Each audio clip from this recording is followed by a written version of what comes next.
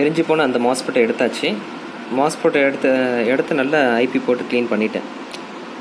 அது ஆக்சுவலாக வந்து பார்த்திங்கன்னா மாஸ்பெட்டை எடுக்கும்பொழுது இன்னும் ரொம்ப அந்த இடம் டேமேஜாக இருந்தது, ரொம்ப கருப்பாக இருந்தது.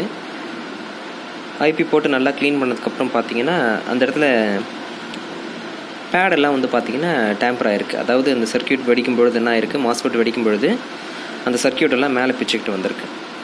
இப்போ நான் வந்து பவர் எடுத்தவொடனே கொடுக்கல. நான் என்ன செய்கிறேன், வேறு மதர் போர்டில் வீன் லைனில் ஷார்ட் இருக்குமா அப்படின்னு எனக்கு ஒரு டவுட்டு. நான் அடாப்டர் கனெக்ட் பண்ணல அந்த மாஸ்பெட் எடுத்ததுக்கப்புறம். என்னோடய டவுட்டை கிளாரிஃபை பண்ணிக்கிறதுக்காக சிஎல்ஆரில் வச்சு பார்க்குறேன், வீன் லைனில் ஷார்ட் இருக்குது. இப்போ எனக்கு சந்தேகம் என்னென்னா, திரும்பவும் இப்போ இந்த இடத்துல இஷ்யூ இருக்குமா, அதாவது கரண்ட் சென்சாருக்கு முன்னாடி இருக்கிற இந்த பார்ட் இருக்கு இல்லையா, இது வந்து பார்த்திங்கன்னா இன்புட்டு, இதுக்கப்புறம் வெளியில் போகிறது அவுட்புட்.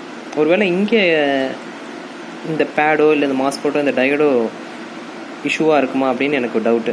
நான் என்ன செய்ய போகிறேன்னா, திரும்ப அந்த சிஎல்ஆரை எடுத்துகிட்டு இன்புட்லேயே அவுட்புட்லேயான்னு ஷார்ட் பார்க்க போகிறேன்.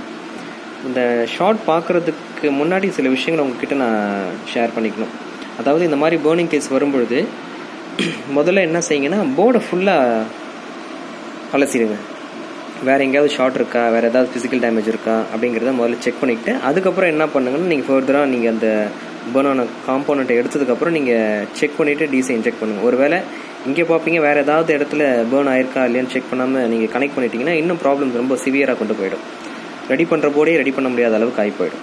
இப்போ முதல்ல என்ன செய்யணும், போர்டு ஓரளவுக்கு ஒரு பேர்னான போர்டு வரும்பொழுது நல்லா நீங்கள் அதை அலசி ஆரம்பிச்சிருங்க, வேறு எங்கேயாவது ஷார்ட் இருக்கா, ஃபிசிக்கல் டேமேஜ் இருக்கா அப்படின்ட்டு.